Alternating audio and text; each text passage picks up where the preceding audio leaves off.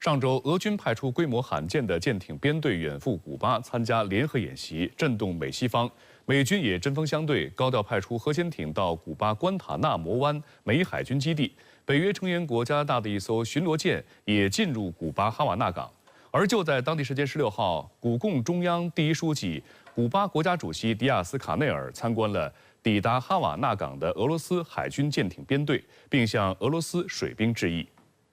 迪亚斯卡内尔通过社交媒体发文说，参观了正在访问哈瓦那港的俄海军戈尔什科夫海军元帅号护卫舰和喀山号核潜艇。他表示，即使当时正在下雨，但这是令人印象深刻且愉快的时刻。欢迎来自俄罗斯的朋友们。俄罗斯驻古巴大使馆以及俄罗斯媒体也转发并报道了这一消息。当地时间6月12号，俄罗斯海军舰艇编队抵达古巴哈瓦那港。编队入港时，俄军舰艇与古巴革命武装力量互相鸣放了21响礼炮。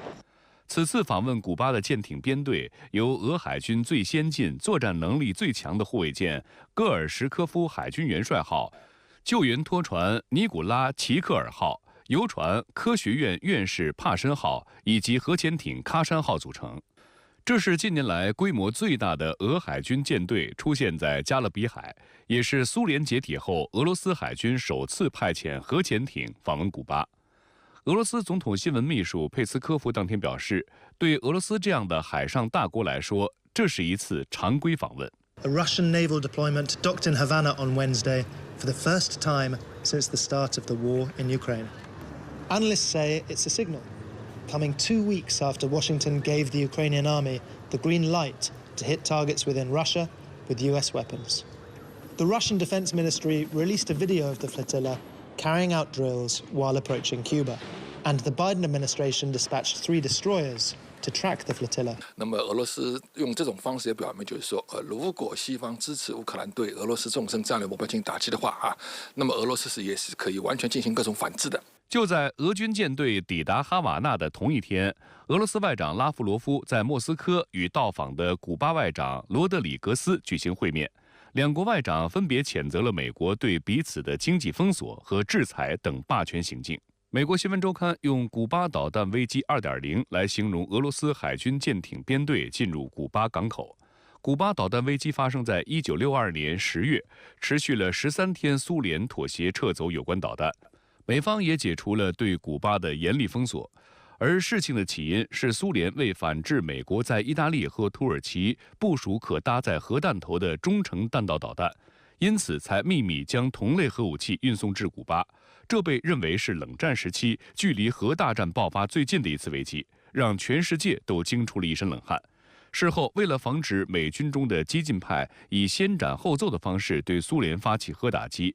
时任美国总统肯尼迪下令设计核按钮手提箱的一整套程序和机制，沿用至今。在俄罗斯海军舰队到访古巴的第2天，美军南方司令部就高调向位于古巴关塔那摩湾的美国海军基地派出了海伦娜号核动力快速攻击潜艇，并也称之为例行港口访问。关塔那摩湾美国海军基地是美军最古老的海外设施，也是美国唯一一处设在社会主义国家境内的军事基地。最初以租用方式获得使用权，占据此地将近130年。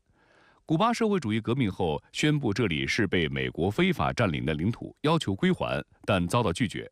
美军还于2002年在基地内增建了一处拘留营，用以关押在阿富汗、伊拉克等战争中被捕人员。这些人遭受非人道折磨的新闻屡见报端，丑闻不断。但美军宣称关塔那摩湾不属于美国境内，因此不受美国法律管辖，是一片法外之地。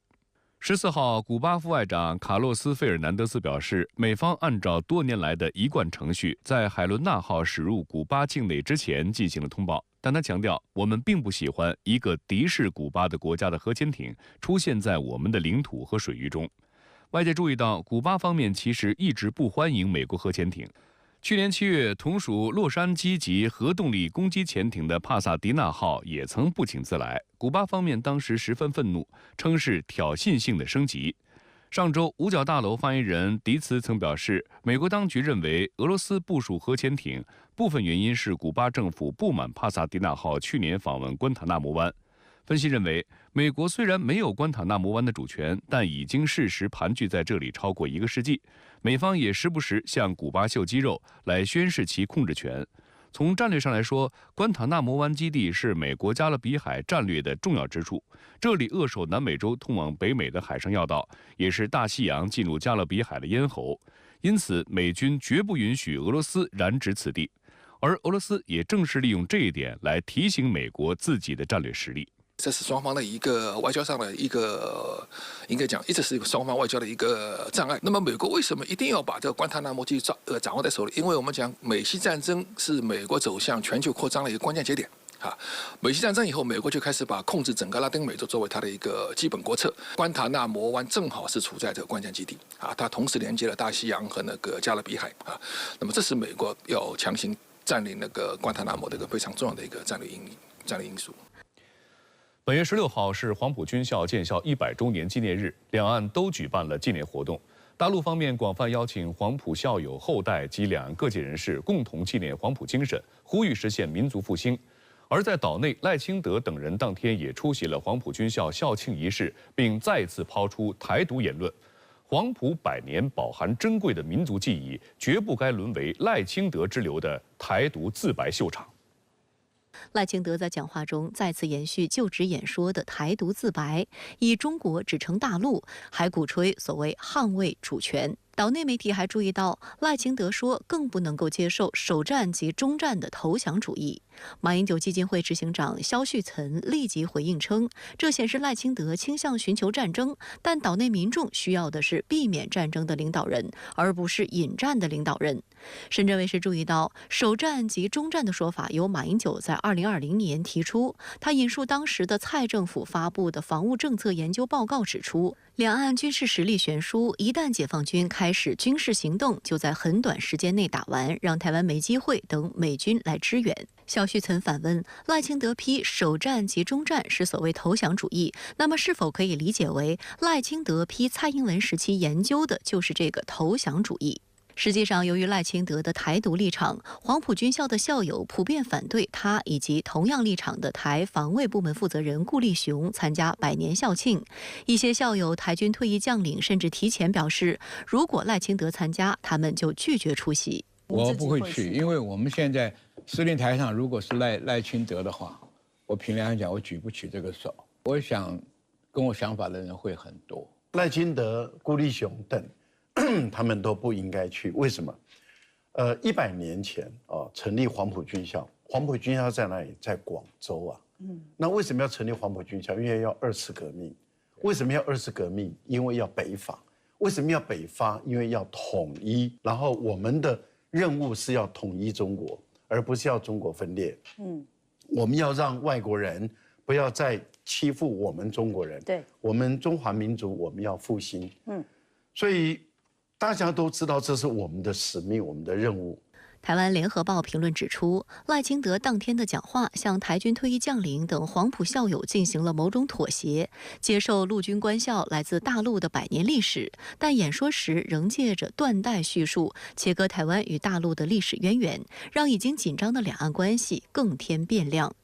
黄埔军校是享誉海内外华人世界的名校，两岸共同庆祝原本应是民族盛事，但有多位台退役将领透露，民进党当局曾多番阻挠原本将赴大陆参加黄埔100年纪念活动的人员。台空军退役中将傅卫姑对媒体透露，自己有帮一位朋友安排，希望能参加大陆举办的黄埔军校100年纪念活动，但是民进党当局用政治在干扰。他表示，本来有一个小团要去，有一位团员被抓去问话，而且很明确告诉他，这段时间你不要去大陆，你去了回来可能会很难看，把人家吓得不敢去。台湾中时新闻网对此鸣不平，刊文指出，不管有多少退役将领校友前去广州参加100年庆祝，都是人情之常，民进党当局不应无理阻挠。台湾孙文学校总校长张亚中接受记者采访表示，之所以民进党当局如此想方设法阻挠黄埔老将前往大陆参与纪念活动，归根究底就是台独立场作祟。但是黄埔军校承载着国家的统一与民族的复兴的重要使命，始终无法被抹去。那我相信这些黄埔老将他的心里面当然知道黄埔军校是他们精神上的一个家园，整个还是孙中山先生所创立出来的。那黄埔军校当然承载这个非常重要的使命，就是国家的统一跟民族的复兴。我想这2件事情对于黄埔老将们，他们都非常清楚。本月6号，由中国社会科学院、中国历史研究院等主办的孙中山与黄埔军校纪念黄埔军校建校100周年学术研讨会在北京举办。研讨会活动前期还安排与会人士到广州参观黄埔军校旧址、中山纪念堂、瞻仰黄花岗72烈士墓等，内容相当丰富。此外，在广州、四川等地都纷纷展开学术研讨、主题展览等，邀请了与黄埔军校关系密切的两岸各界人士参与。孙文学校总校长张亚中也认为，大陆庆祝黄埔100年的活动丰富热烈，相比之下，对于这一重要日子，台湾方面的纪念活动远远不够。孙中山当时要创立黄埔军校的最重要目的，就是希望中国能够统一，统一以后国家民族能够强盛这是毫无疑问的。那两岸的黄埔大家师出同源，所以说黄埔军人们和他们后辈们大家的交流就非常非常的重要。我觉得它是一个重要的一个象征性的意义。我觉得双方面黄埔的后人，一些相关的一些团体，大家可以多多的交流，把黄埔的精神发扬光大。我觉得这对于中华民族，对于两岸来讲，都是件好的事情。黄埔军校建校100年之际，一些黄埔同学痛批赖清德台独主张，呼吁传承黄埔精神，实现民族复兴。郑重的宣誓，驱逐台独，复兴中华，为民族立心，为国家立命，为同胞继绝学，为子孙开太平。针对有台军退役将领在岛内黄埔100年纪念活动中呼吁驱逐台独、复兴中华，国台办发言人陈斌华表示，这位退役将领的热血宣誓是字字千钧、句句铿锵，激起了两岸中国人根植心底的浓浓爱国情结，引发了两岸网民广泛关注和一致好评。1924年6月16号，在中国共产党和苏联的帮助下，广东国民政府在位于距离广州市中心约20公里的黄埔区长洲岛正式成立国民党陆军军官学校，统称黄埔军校。黄埔军校作为第一次国共合作的重要成果，连接着两岸精神的传承，两岸都有足够的黄埔人，黄埔精神是致力于中国统一。然而，台当局以陆军官校在台70多年的历史稀释了其早期革命性，再加上为了笼络军方以达到以武拒统的目的，对黄埔100年和黄埔精神的纪念活动早已经是三江五湖汇入海，一锅大杂烩了。